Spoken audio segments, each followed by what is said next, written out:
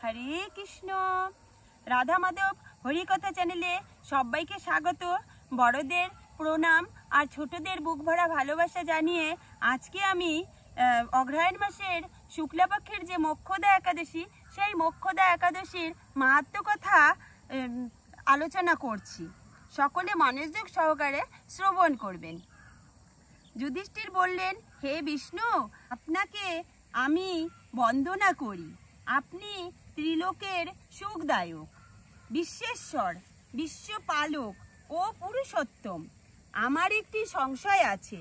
অগ্রহায়ণ মাসের শুক্লপক্ষের যে একাদশী, তার নাম কি, বিধি বা কি, ও কোন দেবতা এই একাদশীতে পূজিত হন, তা আমাকে বলুন।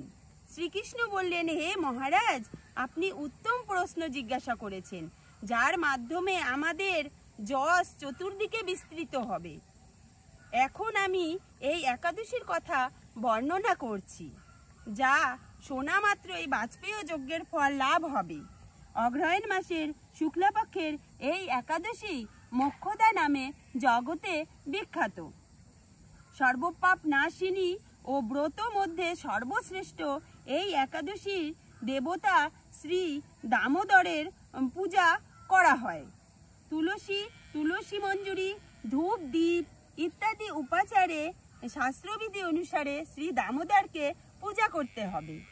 পূর্ব বর্ণিত বিধি অনুসারে দশমী ও একাদশী ব্রতের পালন করতে হবে। এই উপবাসের দিনে শ্রী হরিকথা, আলোচনা, পাঠ, আবৃত্তি আদি সহ রাত্রি জাগরণ করা কর্তব্য। কোনো এক সময় মনোরম চম্পকনগরে বৈখানস নামে এক রাজা ছিলেন। তিনি ছিলেন সমস্ত সদ্গুণে বিভূষিত। প্রজাদের তিনি পুত্রের মতো পালন করতেন। তার রাজ্যে বহু বেদজ্ঞ ব্রাহ্মণও বাস করতেন। রাজ্যের সকলেই ছিল বেশ সমৃদ্ধশালী। একবার রাজা স্বপ্নে দেখেছিলেন যে তার পিতা নরকে পতিত হয়েছেন।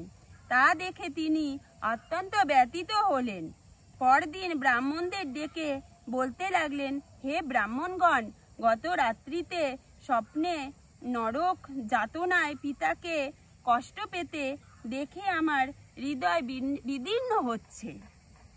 তিনি আমাকে লক্ষ্য করে বলতে লাগলেন, হে পুত্র, তুমি আমাকে নরক সমুদ্র থেকে উদ্ধার করো। তার সেই অবস্থা দেখে আমার অন্তরে সুখ নেই। রাজা বলতে লাগলেন এই কথাগুলো ব্রাহ্মণদের।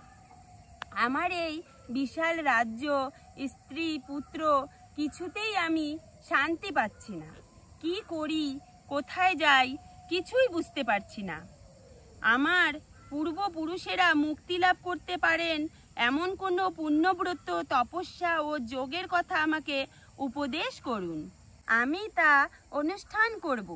আমার মতো পুত্র বর্তমান থাকা সত্ত্বেও যদি পিতামাতা পূর্বপুরুষেরা নরক যন্ত্রণা ভোগ করতে থাকেন, তবে সে পুত্রের কি প্রয়োজন?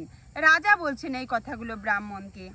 ব্রাহ্মণগণ বললেন, হে মহারাজ, আপনার রাজ্যের কাছেই মহর্ষি পর্বত মুনির আশ্রম রয়েছে। তিনি একালজ্ঞ। তার কাছে আপনার মুক্তির উপায় জানতে পারবেন। ব্রাহ্মণদের উপদেশ শ্রবণ করে মহাত্মা বৈখানস তাদের সঙ্গে নিয়েই সেই পর্বতমুনির আশ্রমে গমন করলেন। তারা দূর থেকে ঋষিবরকে সাষ্টাঙ্গ প্রণাম করে তার কাছে গেলেন। মুনিবর রাজার কুশল বার্তা জিজ্ঞাসা করলেন। রাজা বললেন, হে প্রভু, আপনার কৃপায় আমরা সবাই কুশল আছি। তবে আমি একদিন স্বপ্নযোগে পিতার নরক যন্ত্রণা ও কাতর আর্তনাদ শুনে অত্যন্ত দুঃখিত ও চিন্তাগ্রস্ত হয়েছি। হে ঋষিবর, কোনো পুণ্যের ফলে তিনি এই দুর্দশা থেকে মুক্তি পাবেন, তার উপায় জানতেই আপনার শরণাগত হয়েছি। রাজার কথা শুনে পর্বতমুনি কিছুক্ষণ ধ্যানস্থ হয়ে বললেন, হে মহারাজ, পূর্বজন্মে তোমার পিতা অত্যন্ত কামাচারী হওয়ার কারণে তার এরকম অধোগতি লাভ হয়েছে। এখন এই পাপ থেকে মুক্তির উপায় বর্ণনা করছি। অগ্রহায়ণ মাসের শুক্লাপক্ষের মোক্ষদা একাদশী পালন করে সেই পুণ্য ফল পিতাকে প্রদান করো। সেই পুণ্য প্রভাবে তোমার পিতার মুক্তি লাভ হবে। মুনির কথা শোনার পর রাজা নিজ গৃহে ফিরে এলেন।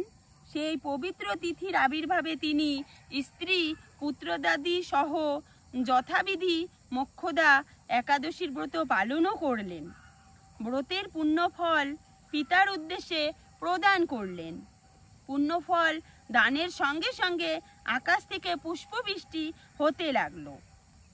তখন হে পুত্র, তোমার মঙ্গল হোক, এই বলতে বলতে বৈখানস রাজার পিতা নরক থেকে মুক্তি হয়ে স্বর্গে গমন করলেন। মহারাজ যুধিষ্ঠির, যে ব্যক্তি এই মঙ্গলদায়িনী মোক্ষদা একাদশী ব্রত পালন করে তার সমস্ত পাপ বিনষ্ট হয় এবং মৃত্যুর পর সে মুক্তি লাভ করে। এই ব্রতের পুণ্য সংখ্যা আমিও জানি না। চিন্তামণির মতো এই ব্রতটি আমার অত্যন্ত প্রিয়। এই ব্রত কথা যিনি পাঠ করেন এবং শ্রবণ করেন উভয়েরই বাজপেয় যজ্ঞের ফল লাভ হয়ে যায়। এই ব্রত কথা পাঠ বা শ্রবণে তৎক্ষণাৎ তার সকল পাপ নষ্ট হয়ে যায়। 2024 সালে এই মোক্ষদা একাদশী পালন করা হবে 11ই ডিসেম্বর, আর বাংলা দিয়ে 25শে অগ্রহায়ণ 1431 বুধবার। তো সকলেই এই পুণ্যদায়িনী অঘ্রাণ মাসের শুক্লাপক্ষের যে মোক্ষদা একাদশী, এই পুণ্যদায়িনী একাদশী পালন করবেন। আর এই একাদশীর পালন হবে পরদিন বৃহস্পতিবার 9:45 আমাদের এই রকম হরিকথার ভিডিওগুলি যদি আপনাদের ভালো লেগে থাকে তাহলে লাইক, কমেন্ট, শেয়ার করবেন। আর আমাদের চ্যানেলে যদি নতুন হয়ে থাকেন তাহলে আরও নতুন এই রকম হরিকথার ভিডিও পেতে আমাদের চ্যানেলটিকে সাবস্ক্রাইব করে পাশের বেল আইকনটি অবশ্যই বাজিয়ে দেবেন। হরে কৃষ্ণ, রাধে রাধে।